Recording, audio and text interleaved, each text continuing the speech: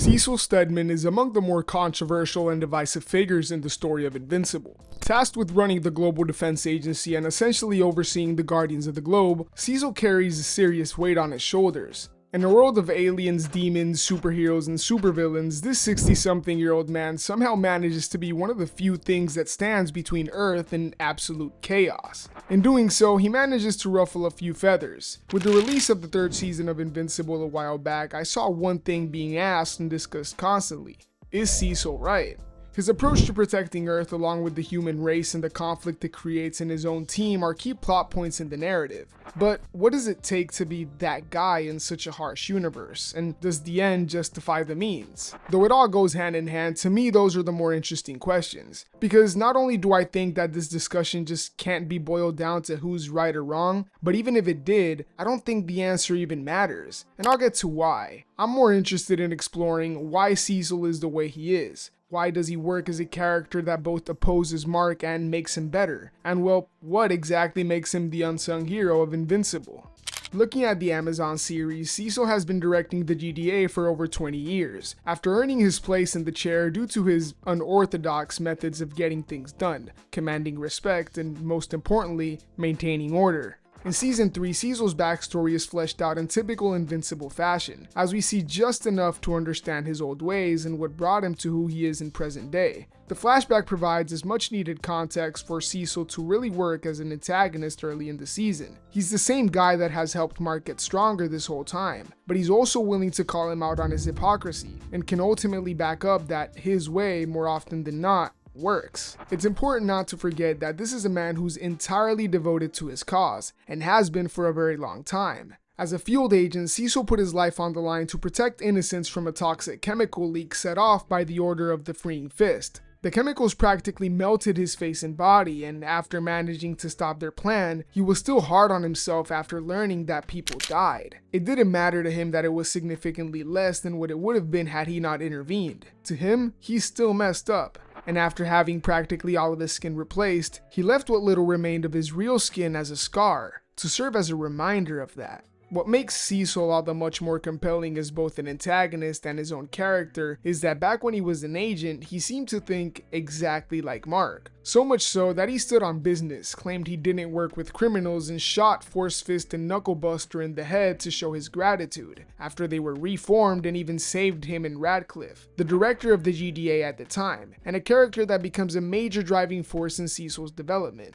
Cecil's actions ultimately land him in prison, where he's locked up with countless inmates, most of them not even human and itching to get a crack at the former government agent. However, in 3 years, Cecil does the unthinkable to become the head honcho and establish order in that prison. And when Radcliffe steps down as director, he reveals to Cecil that the prison was his rehab, reminding him that he doesn't throw away talent. He fixes it. The same thing he told him right after Force Fist and Knucklebuster saved their lives. It's in this moment when Radcliffe also enlightens him with the saying, "You can be the good guy or the guy that saves the world, but not both," after Cecil originally rejects the offer. As I alluded to earlier, similar ideals are often explored in popular media, like the end justifies the means and being the lesser of two evils, and it's this sort of mentality that becomes ingrained in Cecil. It's not hard to imagine that at that point, he finally realized that his way of doing things was essentially fighting an uphill battle with no victory in sight. If he did what he had to do and managed to work with criminals to bring order to a prison, why couldn't he do the same as director of the GDA?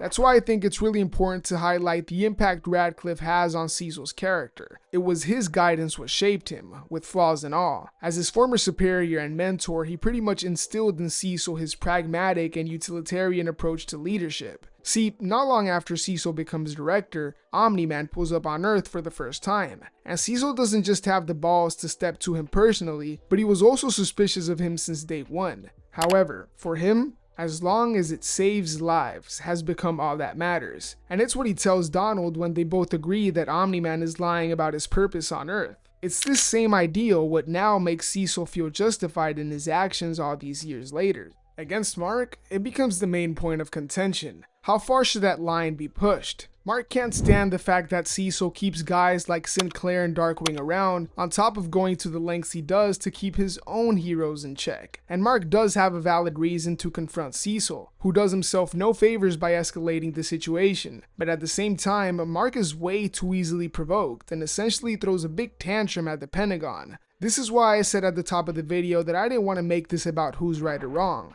There's a reason why the Guardians split up over this very discussion. Cecil only cares about results. It's why for him it isn't necessarily about redeeming the villains he recruits. It's about being resourceful, identifying any and every possible asset and being efficient with it. Something Mark decides not to understand. Yeah, he crosses the line and should be held accountable, but just like Mark learned at the end of season 3 that to be at his best, he just can't limit himself, Cecil learned the same lesson all those years ago, and he now embodies that very principle. Thing is, in the world of Invincible, Mark can kill and make mistakes, and whatever consequences follow are, frankly, just part of being a hero. Barring the enemies he makes along the way, to most, he'll still always be the good guy. But for Cecil, you can't save the world multiple times without making some mistakes along the way. I mean, just ask Mark. Of course, it's no secret that he makes some dumbass decisions sometimes, but again, that's part of what makes him work as a character. He's objectively flawed in so many ways. It's what comes with this type of mentality, which is what puts him in the chair he's in the first place. Ironically, when it comes to Cecil, you gotta, as Conquest would say, take the good with the bad. Clearly inspired by characters like Amanda Waller and Nick Fury, the old man fits right in.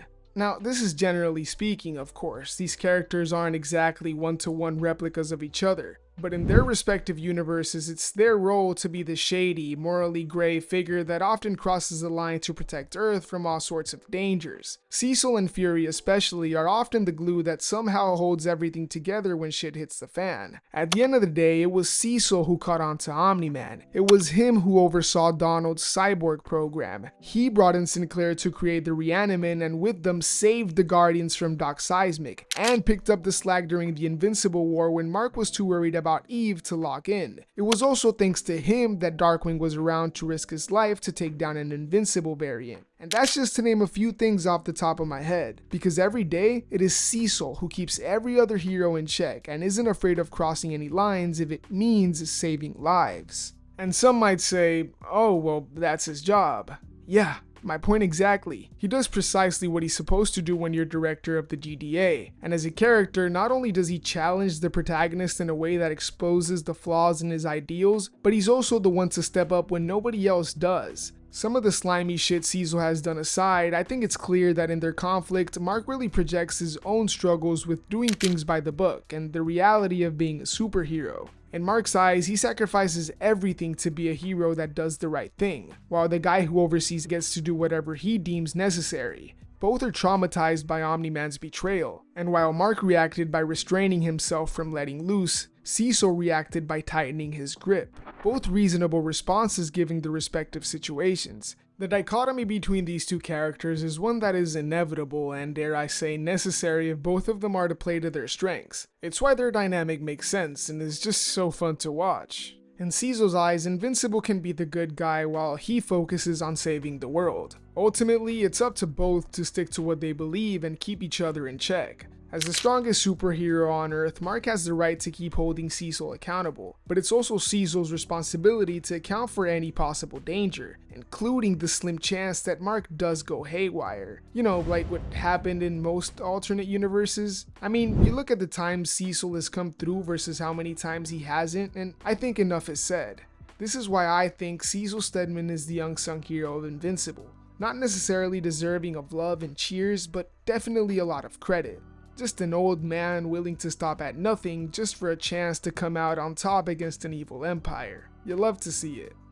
Before I close out this video, I do want to shout out some honorable mentions real quick. This should come as a surprise to no one, but Eve and especially Debbie deserve to be acknowledged if the topic is the story's unsung hero. Eve is Mark's safe place and the one person who can genuinely understand him and has what it takes to support him in every way, while Debbie is the pillar that seriously grounds Mark and will always be there to stand for what's best for him. These are layered characters that definitely deserve their own videos, so let me know if that's something you'd be interested in. I just wanted to show them some love after glazing Cecil for a whole video. But that's all I got for today. I appreciate you watching and sticking around till the end of the video. Check out the channel if you enjoyed and stay on the lookout for more content. Much love and take care. Peace.